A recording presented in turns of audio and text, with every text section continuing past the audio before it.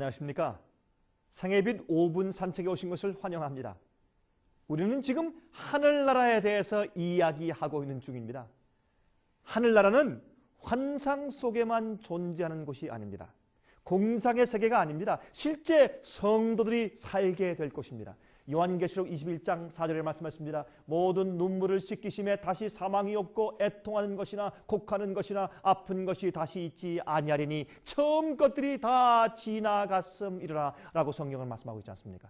그곳은 새로운 곳일 것입니다. 죄 없는 곳입니다. 완전한 행복이 깃드는 곳입니다. 예수께서 재림하실 때 성도들이 부활하고 그 후에 하늘에 올라가서 천년 동안 왕노릇한다고 성경 요한계시록 20장은 설명하고 있습니다. 천년이 차면 그 새 예루살렘 성과 함께 성도들이 다시 이 땅으로 내려온다고 성경은 가르치고 있습니다. 그때 이 지구는 새 하늘과 새 땅이 되는 것입니다. 타락했던 이 지구가 하나님의 왕국의 수도가 되는 것입니다. 얼마나 놀라운 이야기입니까? 고린도전서 15장 44절과 52절, 53절에 다음과 같이 말씀되어 있습니다. 육의 몸으로 심고 신령한 몸으로 다시 사나니 육의 몸이 있은즉 또 신령한 몸이 있느니라. 나팔 소리가 나매 죽은 자들이 썩지 아니할 것으로 다시 살고 우리도 변화하리라. 이 썩을 것이 불갑을 썩지 아니할 것을 입겠고 이 죽을 것이 죽지 아니함을 입으리로다. 그렇게 말씀했습니다. 우리는 앞으로 썩지 않은 몸을 갖게 될 것입니다.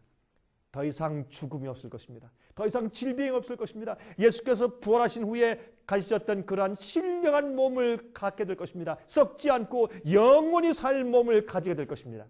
막달라 마리아는 부활하신 예수의 목소리를 듣고 알아보았습니다. 도마도 부활하신 예수님의 모습을 뵙고 알아보았습니다. 우리도 서로 친구들이 알아볼 수 있는 몸으로 변화함을 받을 것입니다.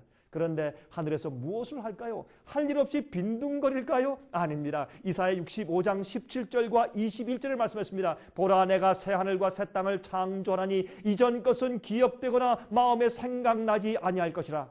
그들이 가옥을 건축하고 그것에 거하겠고 포도원을 재배하고 열매를 먹을 것이며 라고 성경을 말씀하고 있지 않습니까? 우리는 앞으로 하늘에서 실제적인 생활을 할 것입니다. 밭을 갈며 일을 할 것입니다. 그러나 수고스럽지 않고 땀 흘리지 않을 것입니다. 우린 즐거울 것입니다. 모든 일이 완전하며 행복하며 즐거울 것입니다. 거기에는 도둑이 없을 것입니다. 남의 것을 빼앗거나 속이는 일이 없을 것입니다. 완전한 평화와 자유가 있을 것입니다. 왜요? 변화된 아름다운 성도들만 그곳에 있게 될 것이기 때문에 그렇습니다. 또한 요한계시록 22장 2절은 생명나무에 대해서 말씀하고 있죠. 이 열매를 먹으면 영원히 살게 될 것이라고 말씀하고 있습니다. 강 좌우에 생명나무가 있어 12가지 실과를 맺히되 달마다 그 실과를 맺히고 그 나무 잎사귀들은 만국을 소성하기 위하여서 있더라 라고 말씀하고 있는 것입니다. 그 영양가는 우리를 영원히 살게 하는 것들입니다. 그 잎사귀는 치료제로서 존재합니다. 또한 이사야 66장 22절 23절에 말씀했습니다. 나 여호와가 말하노라. 나의 지을 새 하늘과 새 땅이 내 앞에 항상 있을 것 같이 너희 자손과 너희 이름이 항상 있으리라. 여호와가 말하노라. 매 월삭과 매 안식일의 모든 혈육이 내 앞에 이르러 경배하리라 라고 말씀하고 있습니다. 또한 하늘에서 모든 성도들이 새 예루살렘 성전에 모여서 하나님을 찬송하고 경배한다고 성경 말씀하고 있지 않습니까?